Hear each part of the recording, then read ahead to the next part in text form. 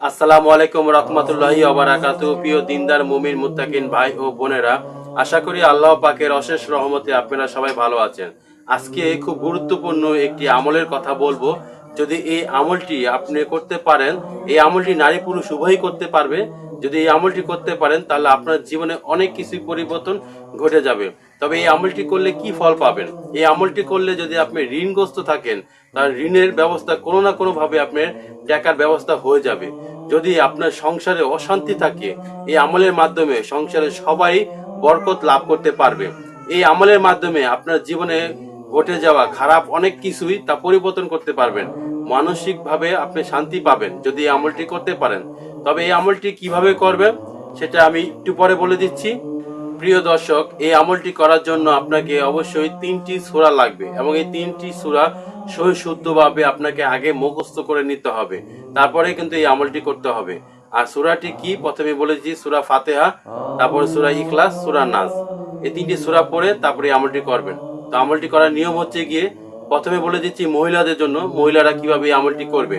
মহিলারা যখন রান্না করবে, রান্নার সমস্ত আইটেম করার পর রান্না যখন চুলোয় বসাবে, ঠিক চুলো বসানোর জাল ধরানোর আগে এই আমলটি করতে হবে।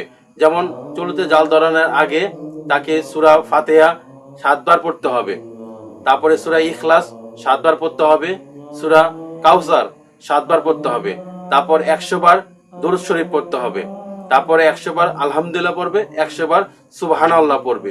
তো এইগুলো পড়ে তারপরে ফু দিবে, ফু দিয়ে সে রান্না বসাবে। তো এই রান্নার খাবারটা পরিবারে যে খাবে তারই রহমত আসবে, তারই রহমত বরকত তার চলে আসবে। দেখবেন সংসারে কি পরিমাণ শান্তি আসে শুধুমাত্র এই আমলের মাধ্যমে। যদি এই আমলটি বিশ্বাসের সাথে একিনের সাথে আপনি করতে পারেন তাহলে অবশ্যই এর ফল আপনি পাবেন, এই আমলের ফজিলত অবশ্যই পাবেন। কারণ কোরআন এবং হাদিসের অনেক আমলই রয়েছে, আমরা করি না বিধায় তার ফল ভোগ করতে পারি না। তবে যদি আমরা করি তাহলে অবশ্যই অবশ্যই এর ফল আমরা ভোগ করব। এবং পুরুষরা কিভাবে এই আমলটি করবেন?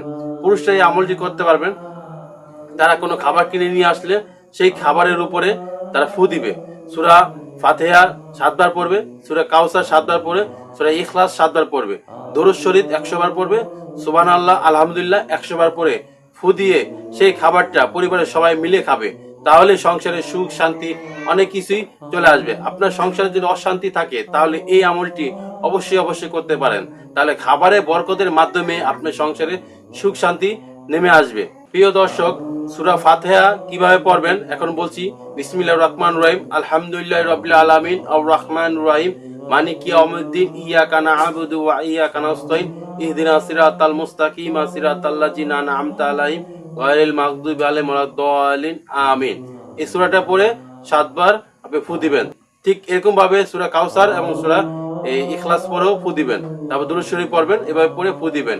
আপনি নিয়মিত এই আমলটি করে যান, দেখবেন অবশ্যই আপনার সংসারে যদি অশান্তি থাকে সেই শান্তি ঠিকই শান্তি ফিরে আসবে। এই অশান্তি দূর হয়ে যাবে, শান্তি ফিরে আসবে।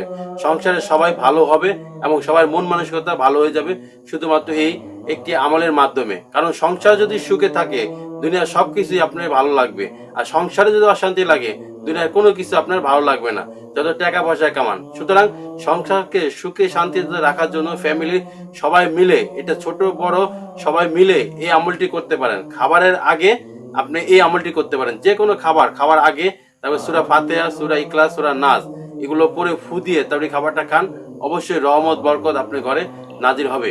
সুতরাং ভিডিওটি আর লম্বা করলাম না, তবে আমলটি করে দেখুন, অবশ্যই ফল পাবেন। এবং ভিডিওটি আর বড় করলাম না, সবাই ভালো থাকবেন, সুস্থ থাকবেন। আসসালামু আলাইকুম রহমতুল্লাহি ওয়া বারাকাতুহু।